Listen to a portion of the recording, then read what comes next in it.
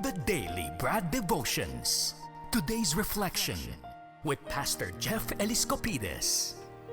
Pastor Jeff, saktong pasok mo, pampakalma. Hindi lang sa nagiinit na damdamin, pati yung mga nasa comment section na sumasagot sa atin ngayon. O, ikaw muna, Pastor. Naku, ito merong magandang balita sa atin ngayong araw ng Miyerkules. Good morning, Pastor Jeff. Manong Ted, yung puso mo, alam mo ba si Tatay Feliciano Evangelio ng Batangas City. Lagi naka-tune in sa'yo, DCMM days mo pa raw. So good morning, Tatay Feliciano. Yan. So, yan po, kumakalma na po si Manong Ted. Parang anong nangyayari yata, minsan baliktad kapag medyo nagiging passionate ka, Oo. parang karburador, Oo. nagre-revolusyon. Mas Parang yung iniinit. mga bara na aalis Oo. sa puso mo. Alam mo yun? Kaya maganda rin Di ba, minsan na ibubulalas mo. Di ba dati, Brad Jeff, siguro si papa mo o yung mga, kapag yung jeep, revolusyon! Yes. Di ba? Naalala mo? Oo, may jeep kami sa Kabanatuan. Di ba yung mga wheelies, ang Bombahin. yung bomba! Brum, brum, yun. Tanggal na yung bara. Chok, chok. Di ba? Pag pinapaandar, i-chok mo, chok. Sino-chok mo yung karburador, di ba? Naalala mo? Babaon. O sino-chok mo yung Tama. karburador? Okay. Tapak.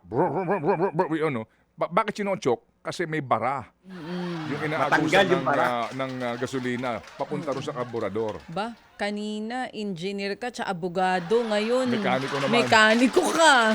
O sakto.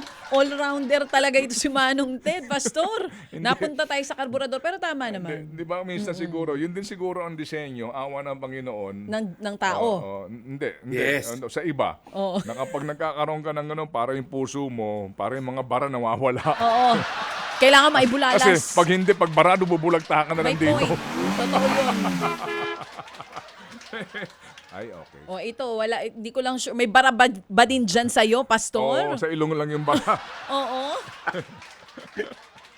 Nakakano. Ayoko mag-comment kasi Oo, baka Pastor. ako Pero Pastor. napapailing na lang si Pastor sa issue. Mamaya balikan po sorry. natin yung issue na yan, learning crisis dito sa Pilipinas, na hindi matapos-tapos mula po noon hanggang ngayon. Pero ngayon, Sige. pampahupa ng ating emosyon. Para po sa Nandito na ating nga. krisis po. Yes. Pang-spiritual. Yan. Yan. Yan. Oo nga, kailangan ko rin ng laptop, Ted. Baka si DepEd mabigyan tayo isa. Outdated. Humirit pa talaga eh. No? Anyway, sige lang nga, Brad Ted, si Mami Tessie uwi na ng Amerika. Hindi na raw makakapanood sa atin ng live. Mami Tessie, ingat po kayo pag-uwi. Yan, galing kay Maripas Tuason. Sige, Brad Ted, tuloy ko na. No? Kahapon siya, may sulat ka kay si Ate Dina, tama? Napayuhan natin si Ate Dina, saka yung kapatid niya, yung ate niya. Nakalimutan ko ngayon, kaya yahabol ko, papayuhan natin yung future brother-in-law niya. Yan! Maganda to. Ang ganda ng verse na gagamitin natin para doon po. Sa mga hindi po nakapakinig kapon, available naman po itong kinakat na po to ng estasyon natin. Available po sa YouTube. Okay, dito po sa Facebook at YouTube channels natin yung segment kahapon. Sabi sa unang 1:4:18, walang kasamang takot ang pag-ibig at pinapawi ng ganap na pag-ibig ang anumang takot. Hindi pagganap ang pag-ibig ng sino mang natatakot, sapagkat ang takot ay kaugnay ng parusa. Medyo malalim to, ang daming takot dito. So, isi-share ko lang po, very short lang po, no? Dahil yung kahapon nga po, merong yung future brother-in-law ni Dina, parang medyo may pagka-possessive, kumbaga, sa kanyang fiancé. Alam mo, Brad, kung nakikinig ka man ngayon, ang possessiveness ay hindi pagmamahal, kundi takot, sabi rito, no? Sapagkat ang takot daw ay may kinalaman sa kaparusahan. Kapag ang isang tao ay sobrang possessive sa kanyang partner, hindi ito wagas na pagmamahal, kundi insecurity. Okay? Takot siyang iwan, takot ipagpalit, takot na hindi mahalin ng sapat. Kaya itong mga tao nito, buhos ng pagmamahal. Pag hindi nisuklian, either nagiging possessive or minsan pa, nagiging physical pa po in terms of nananakit. Pero ang pagmamahal ay hindi dapat nakabatay sa takot, kundi sa tiwala. Kung may tiwala ka sa partner mo, ikaw ay walang takot na, alam mo yun, iiwanan ka. Pangalawa, ang possessiveness po, nagiging daan din to ng pagkakasala. Sabi rito, ang takot daw ay may kaparusahan. Kapag po ang isang takot ay ang isang tao rather ay possessive, madalas nauuwi nga po ito sa control, pagsisinungaling ng kapartner mo. Sa kagaling, dyan lang sa tindahan. Kasi nga, sobra kang seloso o selosa. So, wala naman dahilan, nag-iisip ka agad, nag-overthink ka. Naku, baka may ka-texto nagbabrowse lang.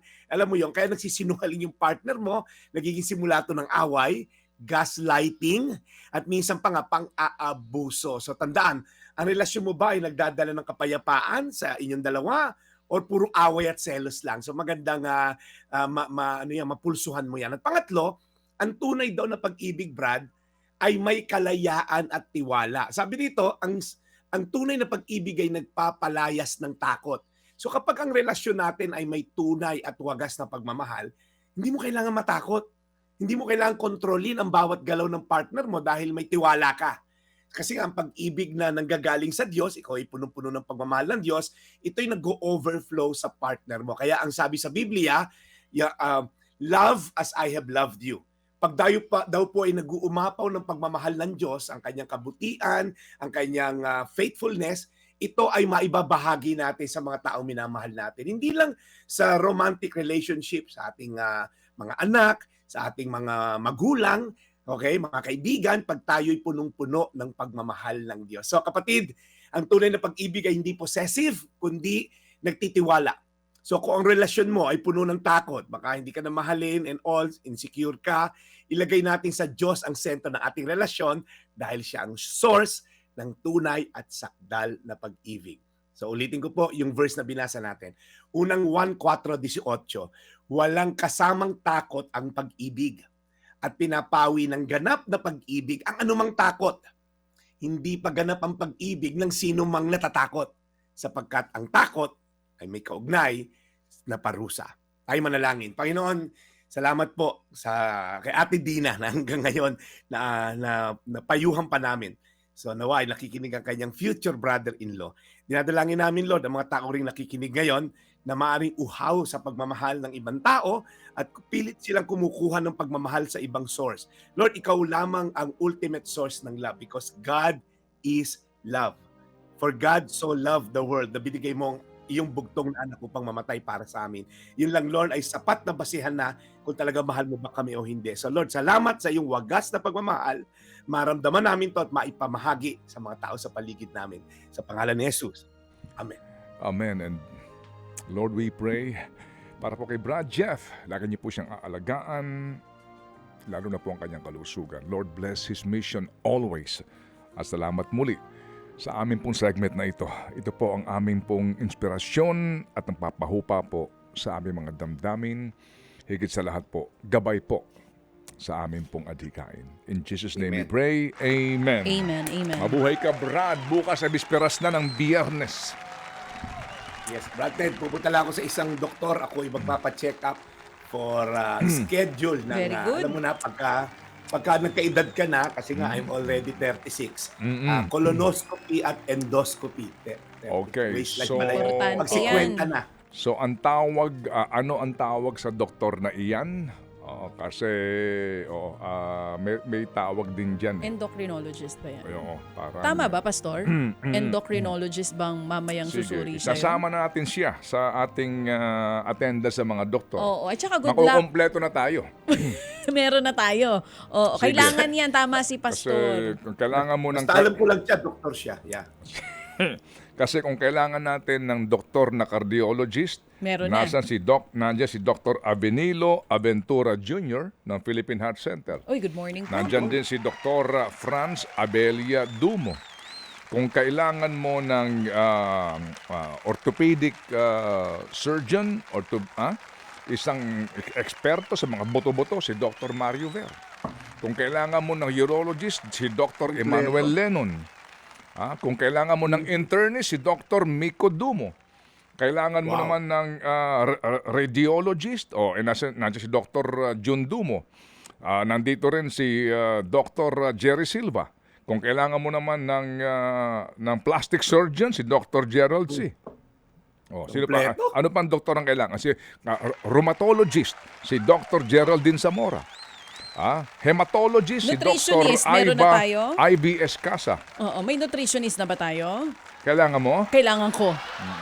I think kailangan ko. Okay. So, ang kailangan mo ng, Healthy ka naman. ng ENT doctor, si Dr. Aba, may Steve ENT. si Steve Marlo Cambe. Yan. At ito pang isa, sabi ng ating kaibigan, si Dr. lagi nakikinig sa atin, si Dr. Jimmy Flor. Oo. ENT doctor din ito. Ba?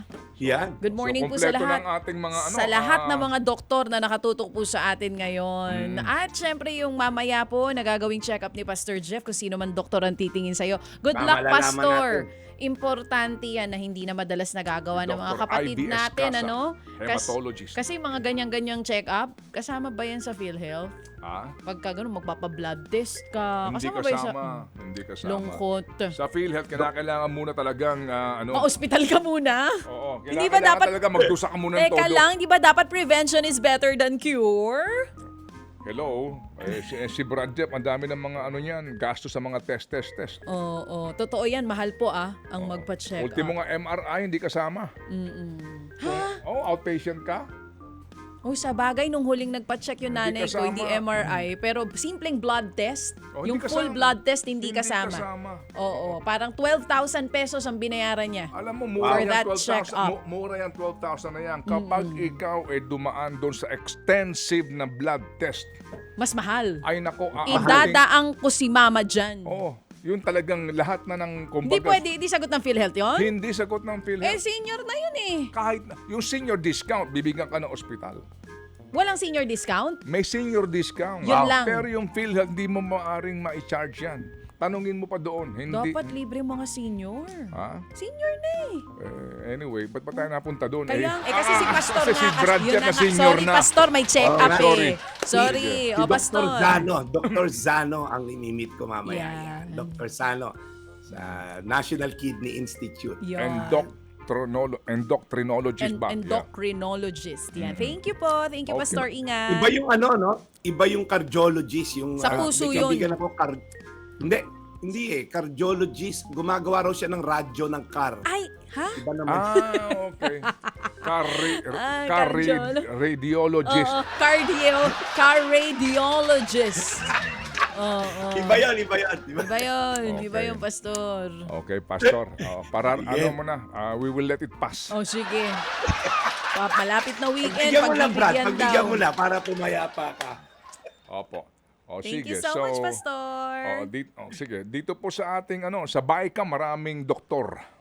Corruptionologist? Ano Hindi. ba? Ayun. Ano? Anong tawag? Di naman doktor yung budget. Hoy! Bawal yan! Ayos na ang buto-buto. Okay. So Brad, we'll see you tomorrow.